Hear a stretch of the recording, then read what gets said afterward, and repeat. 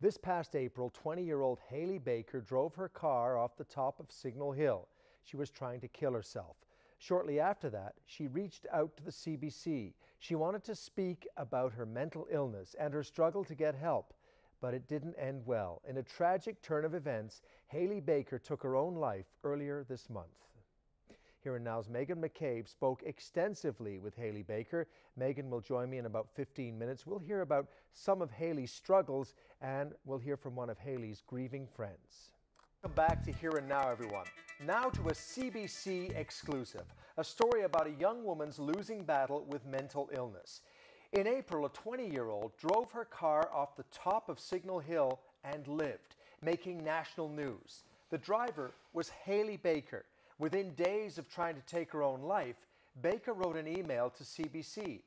The CBC's Megan McCabe spoke with her and continued to keep in touch. But a warning, this story does not end happily. And Megan is joining me now. And Megan, first of all, who was Hailey? Well, she was a young woman from Alberta who had moved here back in November with her mom and her stepdad. And I should say that her family has given us their blessing to tell Hailey's story.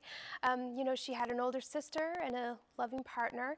And her friends say that she loved baseball, the Blue Jays in particular, and cooking and singing. Now, Megan, how did you come to get into contact with Hailey Baker? How did she reach out to you? So after she drove her car off Signal Hill, she was in hospital, of course, and she sent an email to CBC, and I responded to it. She called that day, actually, and she was in the psychiatric ward at the Health Sciences Center at the time with her mom beside her. She told me about her battle with borderline personality disorder and her desire to tackle the stigma around mental illness and suicide in particular. She felt like driving her car off Signal Hill was what she had to do to get medical attention. And one of the things that really got me, Baker said a doctor told her if she really wanted to kill herself, she would have already in hospital.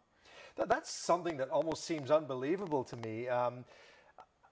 You kept talking to Hailey after that, though, right? I did. So she stayed in hospital for a little while, went to the Waterford for a bit, and in June when I was talking to her, she said she was doing a lot better. She was in a program at Stella's Circle and living at Emmanuel House, which helps people with complex mental health needs like Hailey's. She wanted to talk about her mental illness publicly, but she said, I don't want to be that girl and all the stigma that goes with that. So where is the last time, when is the last time that you heard from Hailey?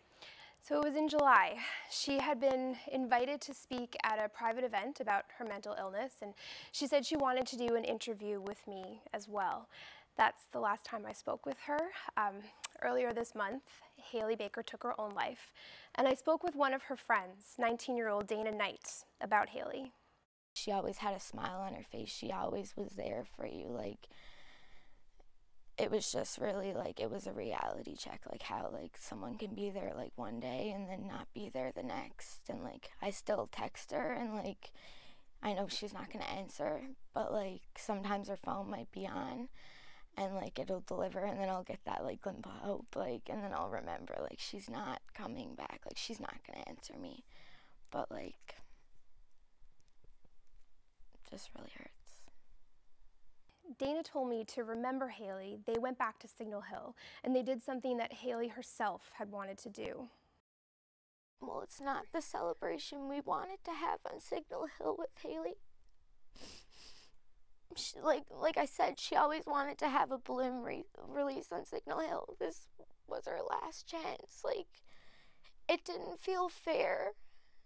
Like, that she should have been there in person with us. We shouldn't have saying goodbye and we love you and releasing balloons for her. We should have been doing it with her.